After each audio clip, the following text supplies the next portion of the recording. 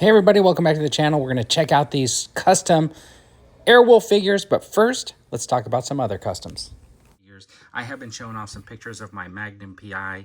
This is a custom head sculpt that I got off of eBay, so the link is actually in the description. But anyways, it's pretty cool. The guy who sold it to me, he had two versions where one of the necks was a little bit narrower, or the hole was a little bit narrower, so it didn't fit on any of the bodies, but he replaced that, so that is pretty awesome. I think the head sculpt is pretty good. I did the paint work myself. I think I did okay. It's got a pretty decent resemblance. I did use the body of the Special Ops Condor. I just had to take this off and do a paint job on it, so I did my own paint work to make that a red Hawaiian shirt, and that is my Magnum PI. Now, I also did this one that I've been showing off pictures. This is Dirty Harry from the Enforcer. I just put him on a suited body. I wish I had like a retro 70s looking suit, but this is what I got. I was thinking about using the Mobius figure from Marvel Legends, but then I ended up just using this one. I think it looks pretty good. And again, I did the paint work. This one also came off eBay, but that came from somewhere else. And then the last one that I wanted to show off is, not the last one of these three that I wanted to show off is, I did a Michael Knight from Knight Rider, and you can see that flesh tones kind of didn't match up here, so I do have to touch up that neck.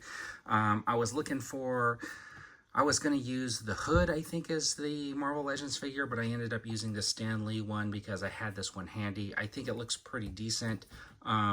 Of course, I did the paint work myself, and that is supposed to be my Knight Rider because I have this old Airwolf helicopter, which has this Cox motor on it, and it used to fly. I haven't tried to fly it in a while. It just takes some fuel, and then you got to get a launcher. But anyways, this is an Airwolf, and the reason is because I've been trying to do these like 80s, like retro kind of figures like with my Magnum PI and stuff like that. So what I wanted to do was I found some Airwolf heads, and it's from the same guy who I got the Magnum PI. So there's a few different versions. There's the head, there's the helmet with the visor up, and there's the helmet with the visor down. And what I wanted to do was just have this one with the visor up so that it wouldn't so that you can still see the face sculpt underneath. But anyways, that is the face. I think it looks pretty good. It's a pretty good likeness of the character. Now, this is the Airborne outfit that I painted like a blue-gray, and then I just kind of put some striping on it to sort of match the one from the show. And of course, you can't have a Stringfellow Hawk without his trusty co-pilot. And there he is. And the cool thing about that head sculpt is, if you're thinking McKell's Navy, so am I. Anyways, there he is with the helmet on, and I think it looks fantastic. Now, if you notice, these are both Airborne bodies, but what I'm going to do is just kind of give you a quick look at the process that I went through to put these together. All right, so I got these custom heads and these helmets. Now, the guy who sells these has two options of the helmets, one with the visor down, one with the visor up. I thought it would be cooler to have the visor up so that way you could still see the face underneath. I think they look pretty cool. Of course, this is from the popular TV show Airwolf.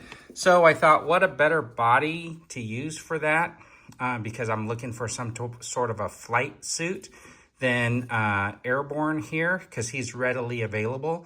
And I picked these bodies up from, I guess, a customizer on eBay, because he's selling both the bodies, and I think I paid a little over 20 bucks, so that's not bad. And of course, you know, if you're gonna do this character, you can't use a muscular body like that. So what I did was I took some epoxy sculpt, and I gave this one a little bit of a belly, and I added a little bit to the thighs just to make them a little bit thicker. Now, I know it looks pretty funny now, but once I put some paint on it, I think it's gonna clean that up and make that look a whole lot better. And you might not be able to tell that there's like the epoxy sculpt on there. So we're gonna get to painting, and we're gonna see how these turn out. I used to like Model Master here, but they kind of discontinued it. It was part of Testers, I think.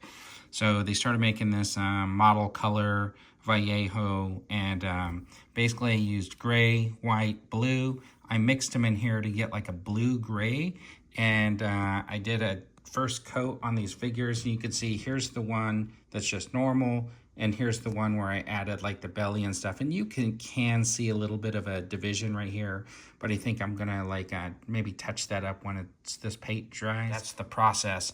And of course, like I'm doing the head, so I do some black in the eyes, and then I put the whites in there just to give that like little line around them.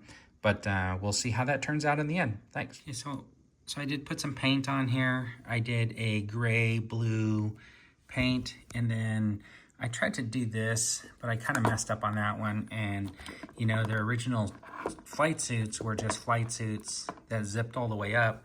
I wanted to put that darker stripe on the leg and on the jumpsuit, but because of the